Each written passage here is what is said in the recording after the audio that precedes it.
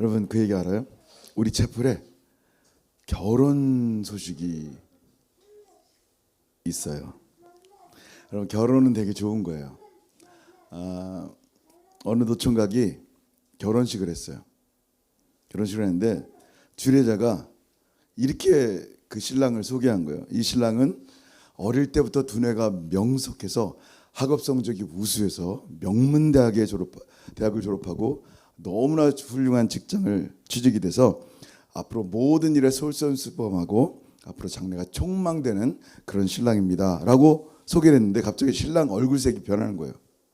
그러더니 아빠를 쳐다보더니 이렇게 얘기하는 거예요. 아버지, 여기가 내 결혼식장 맞아요? 여기가 아닌 게벼 그런 거야. 아무리 주례사가 이제 칭찬하는데 이 얘기는 도무지 내 얘기가 아닌 거야. 나는 그런 적이, 난 머리도 안 좋고 좋은 대학 나온 적도 없고 도대체 장래가 촉망되는 데가 아닌데 주례사 선생님은 너무 훌륭하게 표현하는 거예요. 여러분 우리가 그래요. 자격이 없어요. 하나님의 백성다운 면모도 없고 하나님 앞에 계속해서 은혜를 받음에도 불구하고 은혜 받은 삶을 살지 않는데 하나님은 끊임없이 너는 내 사랑하는 아들이요 내 사랑하는 딸이란다. 도대체 이게 뭔가라는 거예요. 내 얘기가 아니거든요. 내가 그렇게 사랑받을 만할 사람이 아닌데 하나님은 끊임없이 나를 사랑하신다는 거예요. 여러분 이게 은혜입니다. 여러분 오늘 성탄은 요셉과 마리아의 결혼에서 나옵니다. 두 사람이 engage, 정혼을 했어요. 정혼을 했는데 너무 이제 이스라엘 결혼식인데 정혼하고 때가 되면 이제 결혼식을 하고 이제 함께 살아가는 거예요. 근데 함께 살기 전인데 요셉에게 이상한 소문이 들려오는 거예요. 당신의 정혼녀 배가 불러오기 시작한다.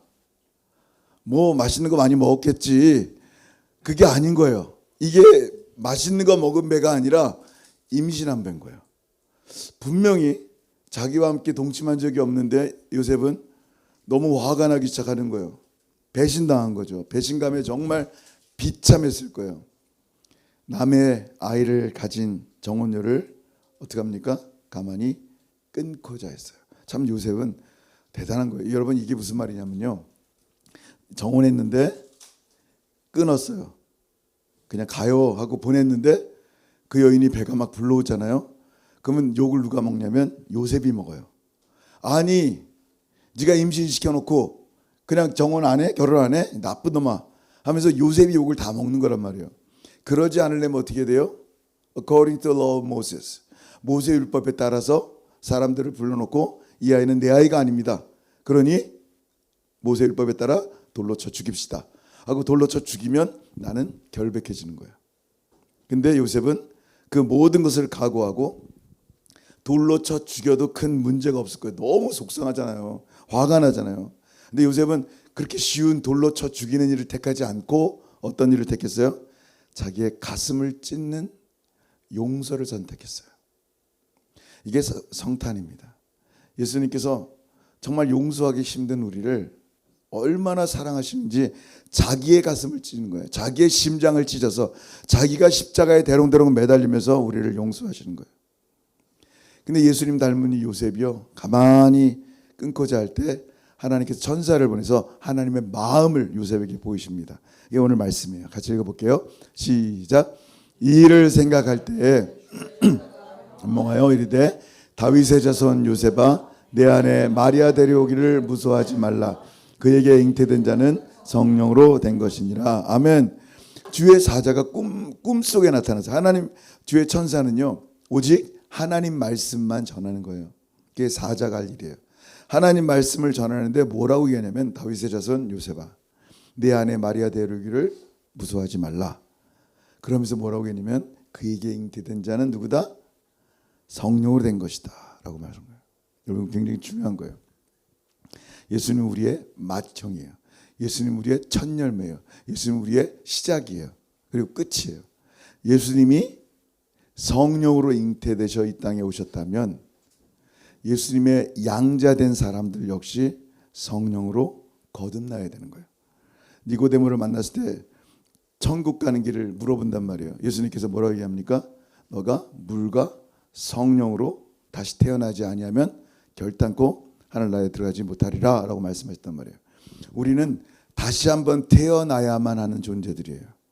뭐로? 성령님으로. 그게 뭐예요? born again이라 그래요. 거듭난다 그래요. 주 예수 그리스도를 나의 구주로 영접할 때 내가 물세례를 받고 또한 성령 세례를 받아서 내가 예수를 나의 구주로 고백할 수 있는 놀라운 은혜를 얻었을 때 그를 향해서 new creation, 거듭난 새로운 존재다라고 말씀하는 거예요. 왜냐하면 나라는 존재는 이미 예수와 함께 십자가에 죽었기 때문이에요. 그리고 부활하신 예수와 함께 나는 다시 살아갑니다. 그래서 내가 사는 이 육신 가운데 사는 삶은 오직 그 아들 예수 믿는 믿음으로만, 나를 너무너무 사랑하시는 그 아들 예수 믿는 믿음으로만 살아가는 거예요. 그래서 오직 의인은 믿음으로 말미암아 살 수밖에 없는 거예요. 누굴 믿는 믿음? 믿음의 나의 덩어리를 막 키워가지고 믿습니다 해가지고 엄청난 그냥 능력을 발휘해서 산을 옮기는 그런 믿음 덩어리를 갖는 게 아니에요. 믿음이라는 게 뭐예요? 대상이 있어야 돼요. 누구예요? 나를 위해 십자가에 죽으신 예수 그리스도를 끝까지 믿는 믿음. 언제라도 믿는 믿음. 그래서 성령으로 태어나야 되는 거예요. 그리고 천사는요, 요셉에게 이 성령으로 태어나는 이 아이의 이름을 얘기하는 거예요. 읽어볼게요. 21절 시작. 아들을 낳으리니 이름을 예수라 하라. 이는 그가 자기 백성을 그들의 죄에서 구원할 자이심이라 하니라. 아멘. 요셉은 마리아에게 배신당한 줄 알았어요. 마리아 뱃속에 있는 그 아이가 진짜 수치의 아이들인 줄 알았어요. 수치. 자기의 진짜 망신 주는 수치의 이름. 근데 알고 보니까 그 이름이 수치의 이름이 아니고 생명이고 기쁨의 이름이었어요. 그의 이름의 뜻은 뭐냐면 구원자, Savior 이란 뜻이에요. 천사는요, 요셉에게 이 예수 이름을 부르게 하신 거예요. 무슨 얘기예요? 비록 자기 아들이지만, 자기 아들의 이름이지만 그 이름을 자신들을 구원할 구원자의 이름이라는 것을 알리는 거예요. 마리아도 요셉도 구원받아야 돼요. 근데 그가 부른 첫 번째 이름이 뭐예요? 예수예요. 구원받을 이름. 사도행전 2장 21절에 뭐라고 얘기합니까? 누구든지 주의 이름을 부르는 자는 구원을 받으리라 하였느니라. 아멘.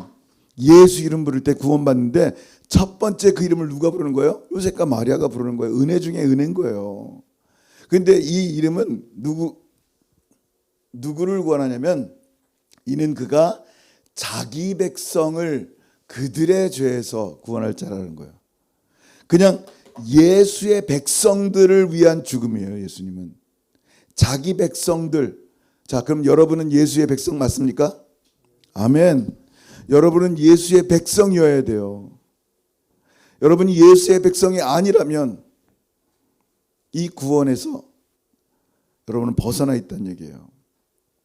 여러분 예수의 백성이라는 얘기가 뭐예요? 내가 예수님은 나의 구주로 영접합니다. 예수님이 나의 전부입니다. 예수님을 사랑합니다. 이런 고백이 나올 때는요, 아무나 이렇게 고백할 수 있는 게 아니에요. 정말 하나님의 성령께서 여러분 마음에 움직임을 주시는 거예요.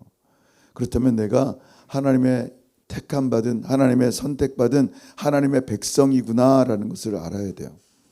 그리고 이 놀라운 이름을 주실 뿐만 아니라 오늘은 이걸 얘기하려는 게 아니라 그 다음 구절이에요. 그 다음 또 다른 이름을 주셨어요. 볼게요. 같이 시작. 이 모든 일이 된 것은 주께서 선지자로 하신 말씀을 이루려 하심이니 이르시되 보라 처녀가 잉태하여 아들을 낳을 것이요 그의 이름은 임마누엘이라 하리라 하셨으니 이를 번역한즉 하나님이 우리와 함께 계시다 함이라. 아멘. 여러분 지금 뭐라고 말씀하세요? 이 모든 일이 된 것은 성녀로 잉태한 그 아이가 이 땅에 나오는데 그 예수라 불리는 아이가 이 땅에 나오는 이 모든 일이 된 이유가 어떻게 해서 시작됐냐면 주님께서 선지자 이사야 700년 이 일이 700년 전에 이사야 선지자로 하신 말씀을 이루려 하시는 거예요. 그럼 그때 무슨 얘기가 있었어요? 700년 전에 어떤 일이 있었냐면요. 이때부터 700년 전에 이스라엘이 남북한처럼 나눠져 있던 상태예요. 북한, 북이스라엘, 남한, 남유다 이렇게 나눠졌어요. 근데 남유다에 이 아수르 왕이 있단 말이에요. 아하스 왕이 있었단 말이에요.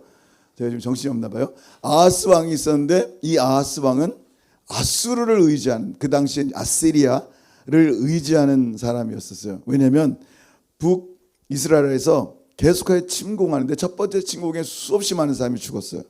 이제 두 번째 침공에 대한 얘기를 듣고 나니까 너무 두려운 거예요. 두렵고 떨리는데 내가 의지할 수 있는 것은 오직 아수르밖에 없다 해서 금은 보화를 갖다 줍니다.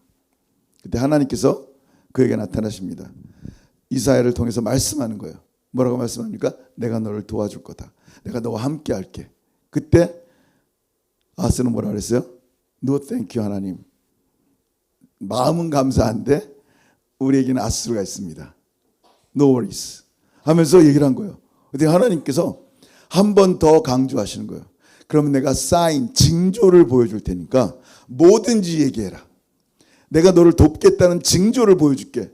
그 징조라는 게 뭐예요? 모세 같은 건 지팡이를 뱀으로 만들다든지, 또 여호수아 같은 건 하늘에 태양이 멈춰있게 한다든지, 기드온 같은 양털이 젖고 마른 땅이 생기고, 또 반대로 땅만 젖고 양털은 말라있다든지, 뭐든지 징조를 말하면 내가 그 징조를 이루리라 라고 서제션한 거예요. 하나님께서. 얼마나 큰 겁니까? 진짜 막강하신 하나님께서 징조를 보이시면서까지 내가 너를 도울게 라고 했을 때 아하스가 뭐라 그랬어요?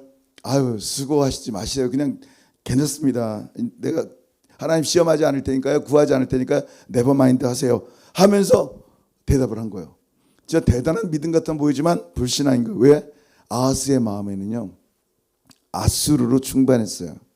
하나님 말씀 따위는 관심이 없었어요. 그 말로 하는 거 뭐 그냥 강대국을 따르겠나이다 그런 거예요. 지금 그렇게 복음을 거절한 아하스는요 36살에 죽었어요. 자, 하나님은요 이제 아하스가 아니라 다윗의 집에 이 징조를 말씀하는 거예요.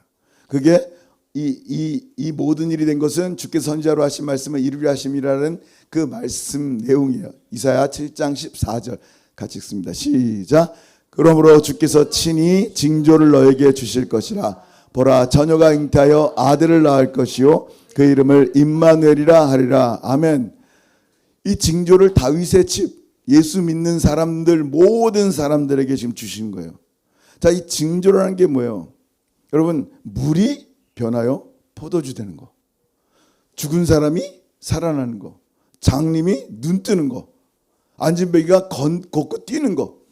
세상에는요 수없이 많은 이적과 기적이 있어요. 풍랑이 막 이르는데 잠잠을 하니까 갑자기 조용해지는 거예요. 있을 수가 없는 일이 생기는 거예요. 태양아 멈춰라니까 멈추는 거예요. 어떻게 이런 일이 생길까 이해 안 되는데, 진짜 이해 안 되는 사인은 뭐냐면 처녀가 잉태해서 아들을 낳는다라는 말이에요. 인류 고금 역사를 막론하고 처녀가 잉태해서 아들을 낳을 수는 없단 말이에요. 생물학적으로. 아무리 60, 70, 80 된 처녀가 나이를 먹는다고 해도 저절로 배가 불러서 아기를 낳을 수가 없는 것을 다 알아요. 그러니까 뭐 죽은 자가 산 거보다 처녀가 잉태해서 아들을 낳는다라는 징조가 더 믿기 어려운 징조일 수도 있어요. 근데 이사야를 통해서 하나님께서 뭐라고 말씀합니까? 이런 놀라운 징조를 주는 거예요. 그게 뭐예요? 임마누엘. 처녀가 잉태하여 아들을 낳는 일이 있는데 그 사람의 이름을 임마누엘이라 하리라. 그때 아하스 왕은요 하나님이 우리와 함께 하신다는 말이 큰 힘이 되지 않았어요. 왜? 그는 그냥 말로만 들었어요. 말로 하는 건 뭐 하나님 여러분과 함께 하십니다. 그런가 보다. 근데 여러분, 우리는 뭘 보냐면요, 그 말을 하신 분을 보는 거예요. 그 말을 하신 분이 누구예요? 하나님이에요. 하나님께서 우리에게 말씀하시는 거예요. 내가 너와 함께 하리라. 지금 여러분에게 똑같이 임마누엘의 말씀이 주어졌단 말이에요. 하나님 없이도 잘 살 수 있어요. 돈 많이 벌 수도 있고요, 진짜 큰 집 살 수 있어요.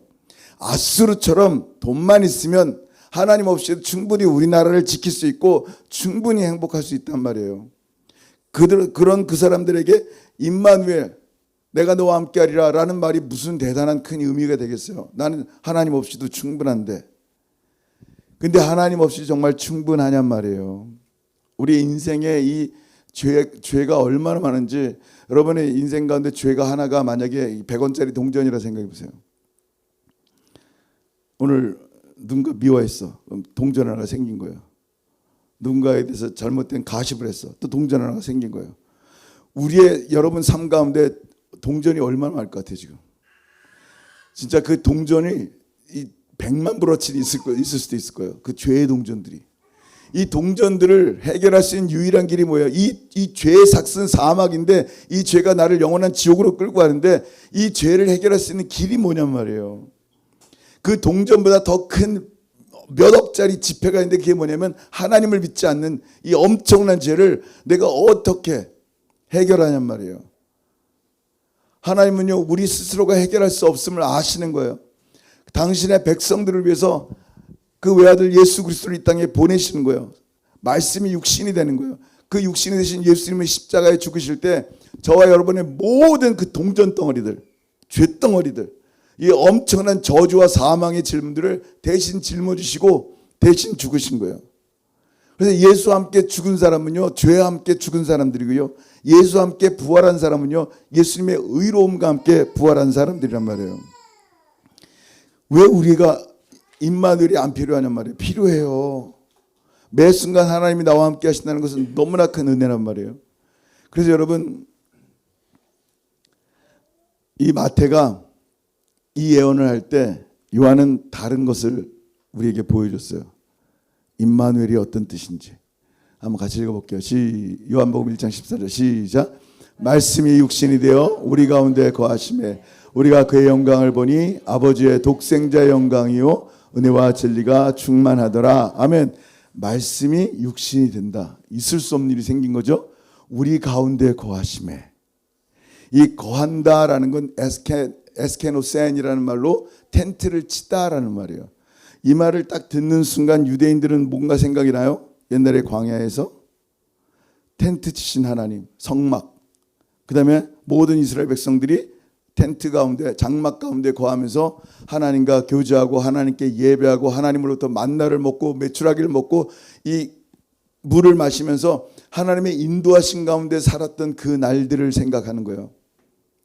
에스케노센이라는 단어를 딱 듣는 순간 하나님이 스스로 자원해서 말씀이 육신이 돼서 우리 가운데 거하신다고.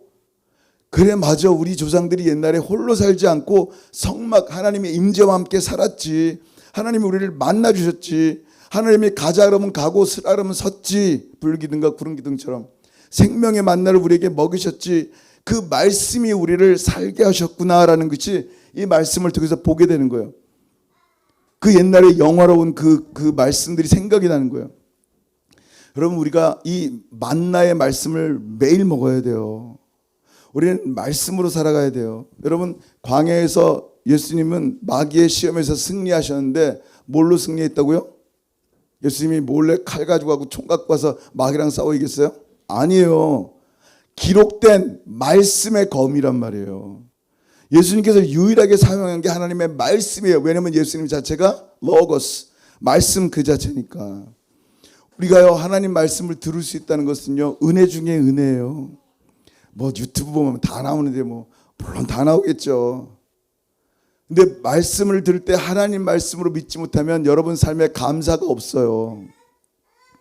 그냥 수없이 많은 말씀 중에 하나일 뿐이지. 여러분 데살로니가 교인들이 어떤지 아세요? 한번 읽어볼게요. 시작.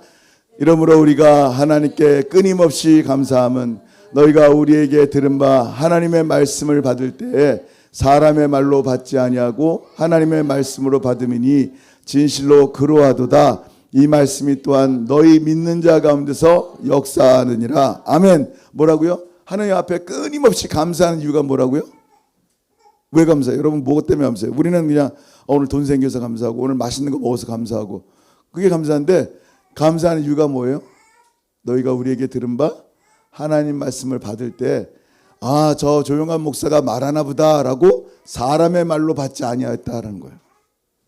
뭘로 받았어요? 하나님의 말씀으로 받음이니.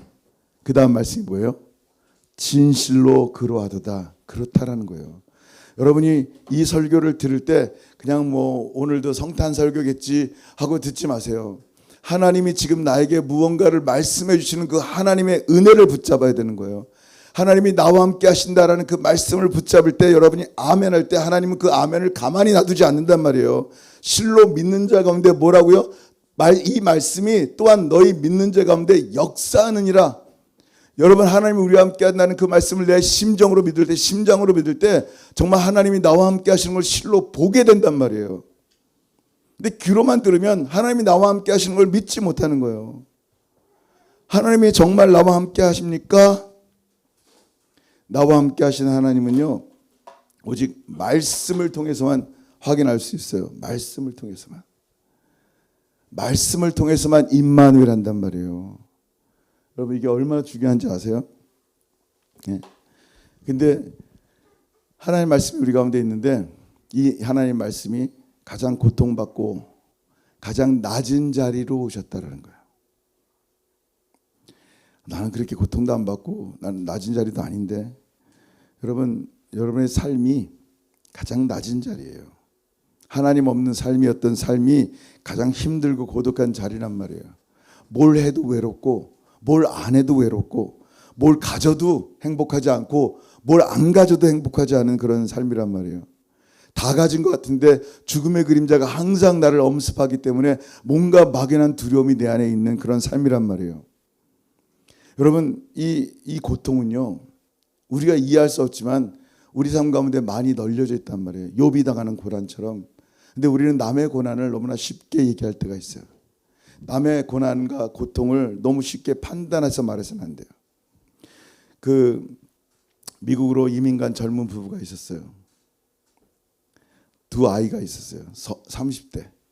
이제 뭔가 꿈을 가진 거예요. 미국에서 애들도 잘 교육시키고 좋은 대학 보내고, 이제 뭔가 여러분 그 부부가 드림을 갖고 미국으로 갔어요. 근데 그 남편이 음주 운전하던 백인 애들 차에서 쳐서 그 자리에서 직사했어요. 30살짜리 이 부인, 애기 둘이 있는 이 아내가 어떻게 했을까요? 진짜 기가 막힙니다. 30살이에요 이제. 이게 남편과 꿈꾸며 살아야 되는 그때 진짜 눈물을 흘리면서, 그래도 애들 둘이 있으니까 악착같이 살면서 미국에서 이 두 아이를 정말 최고 좋은 대학에 보냈어요. 좋은 일이죠. 근데 어떤 분이 위로한답시고 이렇게 얘기한 거예요. 아, 하나님이 당신 남편을 미리 보낸 이유가 이런 것이었네요. 그때 그 부인이 이렇게 얘기합니다. 모든 것이 이렇게 안 돼도 좋으니까 내 남편 살았으면 좋겠어요. 우리는 너무나 다른 사람의 고난과 환난을 너무나 쉽게 생각합니다. 너무 힘듭니다. 함부로 말할 수 있는 내용이 아니란 말이에요. 그 사람들이 진짜 눈물이고 가슴 찢어짐이에요. 근데 그 아픔은 오직 하나님은 아세요.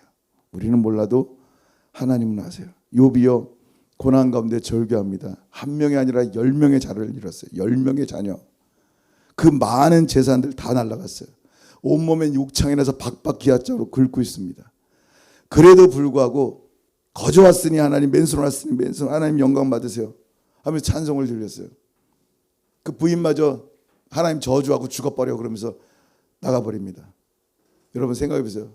친구들이 왔어요. 일주일 동안 그 꼴 보고 엉엉 웁니다. 일주일 동안. 그리고 나서는 생각해 보니까 네가 분명히 뭔가 잘못했으니까 이런 죄를 이런 벌을 받았을 거 아니냐라고 한결같이 하나님이 의로우시며 하나님의 위대하시며 너의 더러움을 얘기하면서 얘기하는 거예요. 기가 막힌 거예요. 물론 나는 부족한 거 알지만 그래도 그들이 말한, 친구들이 말한 그런 건 아닌데, 그러면서 이 욥기를 보면 계속 하나님을 향해 원망하는 말들이 있는 거예요. 차라리 내 생일을 저주했으면 좋겠습니다. 그냥 원망하고 불평 이래도 그냥 하나님을 처음처럼 높이는 그런 말들이 없이 그냥 속상함들이 그냥 눈물과 고통이 그냥 하나님 앞에 다 드러나는 거예요. 근데 욥기 42장 보면 뭐라 그랬어요? 하나님이 이 하나님을 변호한 욥의 친구들의 의로운 말보다 욥의 기도를 들으셨다 그럽니다. 한번 읽어볼게요. 욥기 42장 8절 시작. 그런즉 너희는 수소 7과 순양 7을 가지고 내 종 욥에게 가서 너희를 위하여 번제를 드리라. 내 종 욥이 너희를 위하여 기도할 것인즉 내가 길을 기쁘게 받으리니 너희가 우매한 만큼 너에게 갚지 아니하리라. 이는 너희가 나를 가리켜 말한 것이 내 종 요셉의 말같이 옳지 못함이라. 아멘. 분명히 욥의 친구들의 말은요, 옳은 말들이었어요. 하나님을 변호한 말이었고 정말 그 말 하나하나가 틀린 말이 없었어요. 근데 그들은 하나님을 몰랐어요. 하나님이 어떤 분인지도 모르고 하나님에 대해서 얘기한 거예요.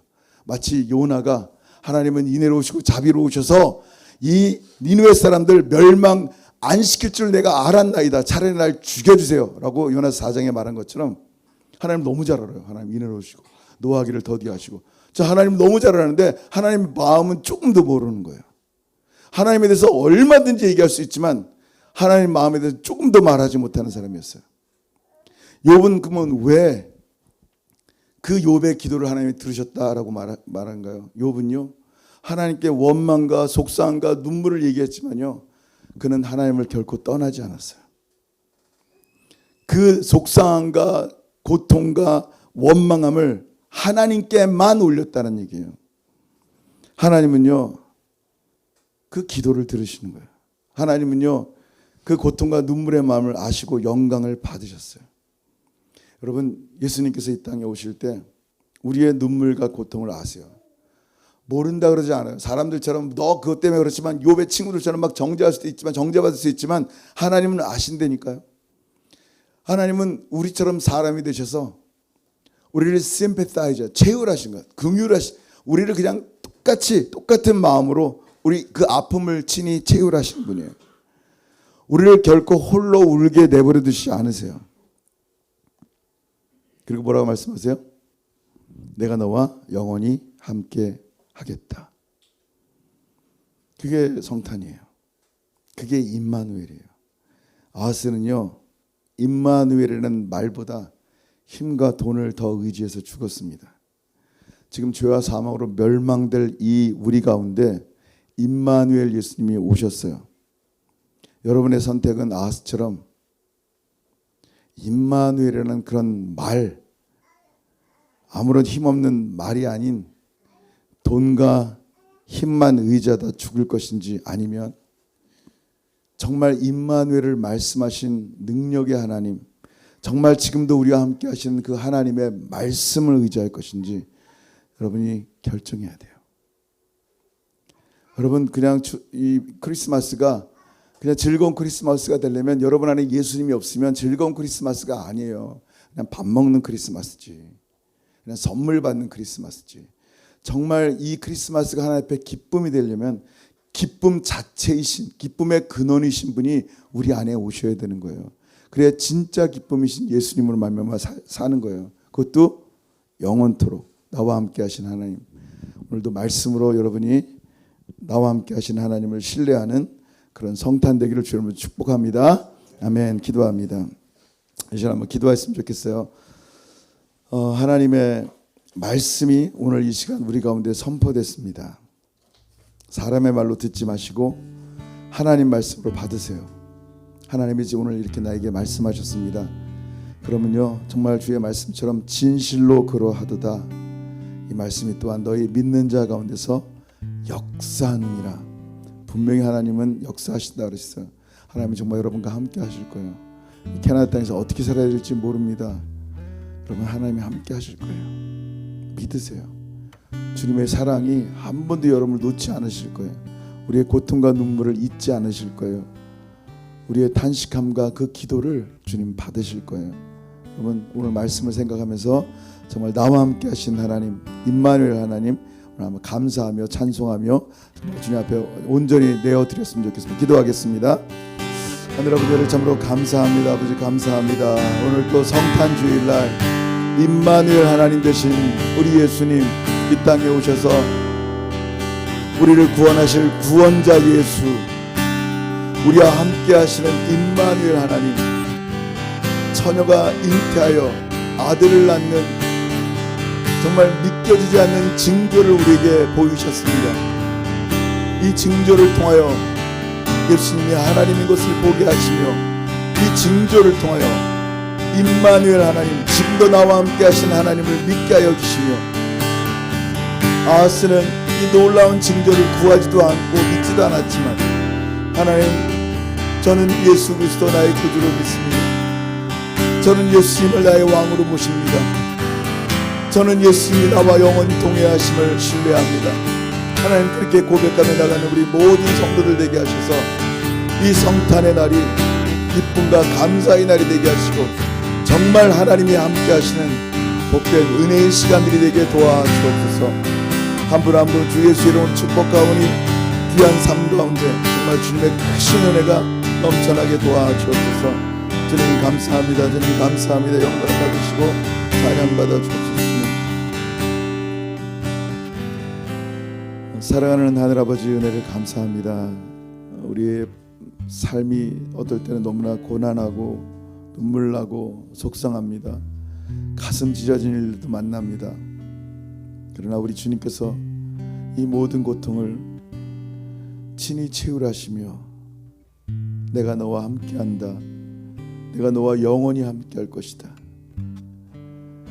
아하스는 이 말을 믿지 않았지만 하나님, 우리는 믿습니다. 우리는 신뢰합니다.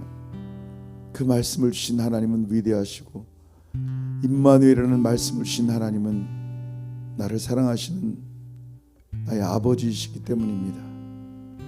하나님, 우리의 눈물 가운데 눈에 눈물 닦아주시는 우리 주님을 날마다 바라보게 하시고 구원자 예수, 임마누엘 예수, 우리와 함께 하시는 주님을 영원토록 기뻐하는 그런 복된 성탄의 날이 되게 도와주옵소서. 이제는 우리 주 예수 그리스도의 크신 은혜와 아버지 하나님의 다함이 없으신 사랑하심과 성령 하나님의 교통하심과 교제하심이 우리와 함께 하시는 하나님, 그 말씀을 실로 믿어 우리 삶의 역사를 날마다 보기를 원하는 사랑하는 모든 성도들 머리 위에 이제로부터 영원토록 함께 있을지어다. 아멘.